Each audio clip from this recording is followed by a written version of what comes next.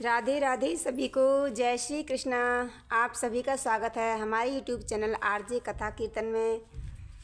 आज हम वरुथनी एकादशी व्रत कथा श्रवण करते हैं।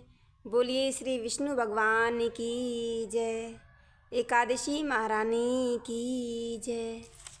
अगर कथा अच्छी लगे तो आगे भी शेयर करिएगा ताकि सभी लोग इसका लाभ उठा सकें।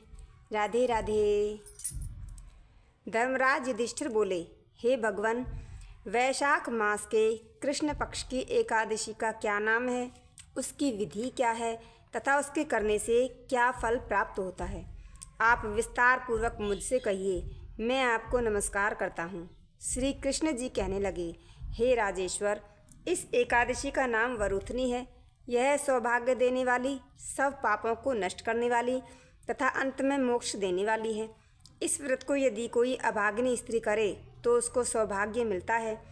इसी वरुथनी एकादशी के प्रभाव से राजा मानधाता स्वर्ग को गया था।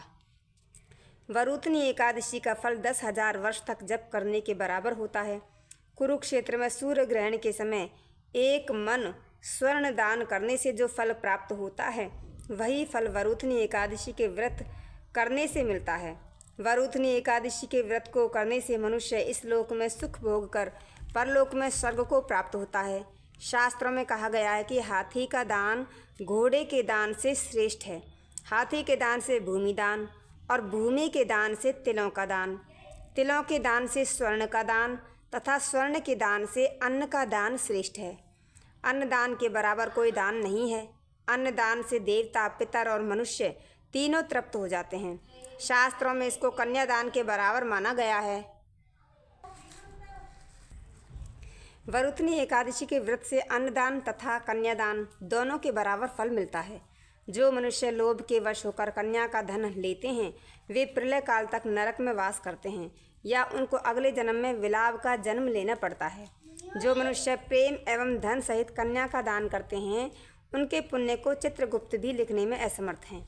जो मनुष्य इस वरुथनी एकादशी का व्रत करते हैं, उनको कन्यादान का फल मिलता है।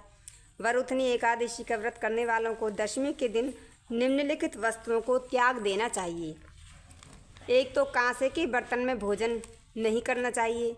मांस, मसूर की दाल, चना का साग, कोदों का साग, मधु यानी कि शहद, दूसरे का अन्न, दूरबार का भोजन करना, ये दुबार होती है जो स्त्री प्रसंग, ये चीज़ नहीं करनी चाहिए।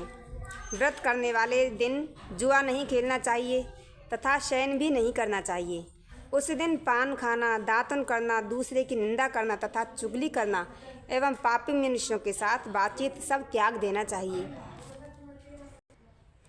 उस दिन क्रोध, मिथ्या भाषण का त्याग करना चाहिए। इस व्रत में नमक, तेल अथवा अन्न वर्जित है। हे राजन, जो मनुष्य विधिवत इस एकादशी को करते हैं, उनको स्वर्गलोक की प्राप्ति होती है। अतः मनुष्यों को पापों से डरना चाहिए। इस व्रत के महात्म्य को पढ़ने से 1000 गौदान का फल मिलता है। इसका फल गंगा स्नान के फल से भी अधिक है। बोलिए श्री विष्णु भगवान की जय। तो ये थी वरुथनी एकादशी व्रत की कथा। इसे श्रवण करिएगा और सुख पाइएगा। राधे राधे। जय श्री कृष्ण।